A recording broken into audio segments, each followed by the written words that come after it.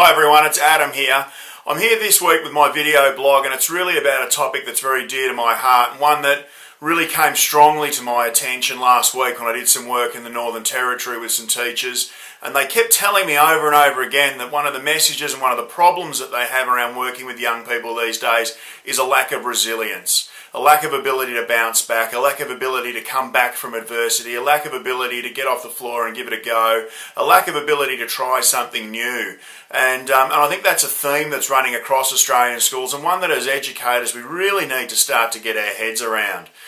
I contend to you that I think there's 5 things we can do that make a real difference around building resilience in our young people. Number 1 is that I think what we really need to do is to start to cultivate the characteristics of really resilient students.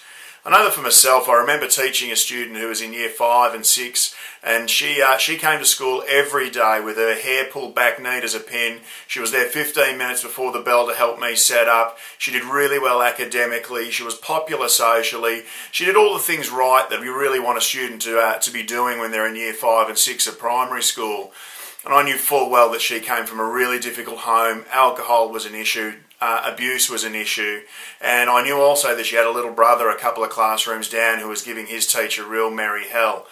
There were some characteristics she had that we really needed to bring out. We need to talk to the other students about what is it that she does that allows her to be able to shine despite the adversity she's facing. We don't have to do that in a really individual or highlighting kind of way, but what we can do is talk about those innate characteristics with our kids.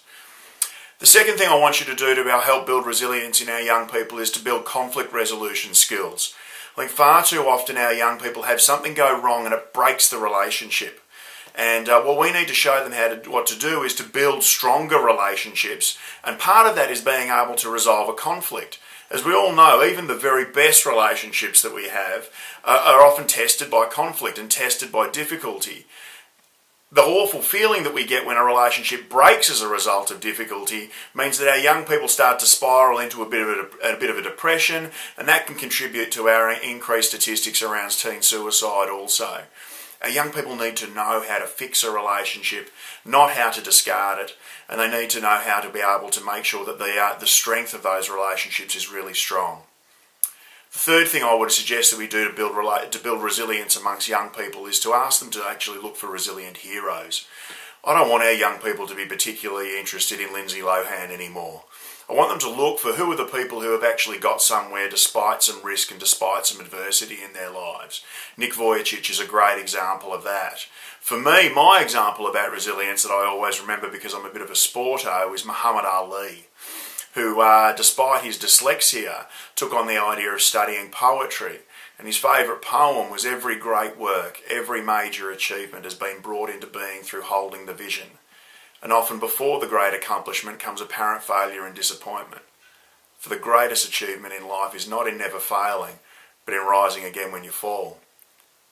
There's a poem about resilience that Muhammad Ali took through his life about getting off the mat when you're down. And in fact, he used to quote it when he spoke to reporters about the fact that he'd won the World Heavyweight Championship 4 times.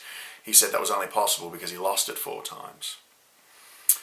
The other thing I want you to do is to start to teach your kids to be able to get used to the idea of failure. And you can do that in some really simple ways. You know, even the old idea of building a house of cards or doing it with Lego or any other activity like that is incredibly useful. Give them 4 minutes to build the best house of cards that they can and then smash it in front of their eyes and tell them they've got 2 minutes to build a better one. What that does is it shows people that failure is not permanent, and failure, you're not stuck with that task being a complete end at that point. But what you can do is improve efficiencies. Usually they'll build a better house of cards within 2 minutes. We learn from failure. As the Fremantle Dockers coach Ross Lyon says, failure is feedback. And if we can get our kids used to that, then we actually tap them into the number 1 practice that effective teachers use, building a feedback culture to improve learning as well as student well-being.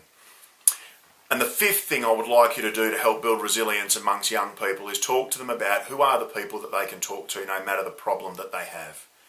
So that can be as simple as with students as young as 4 or 5 and as old as those that are doing year 12, of putting their hand on a piece of paper and tracing it and talking about who are the 5 people you could talk to no matter what the problem is.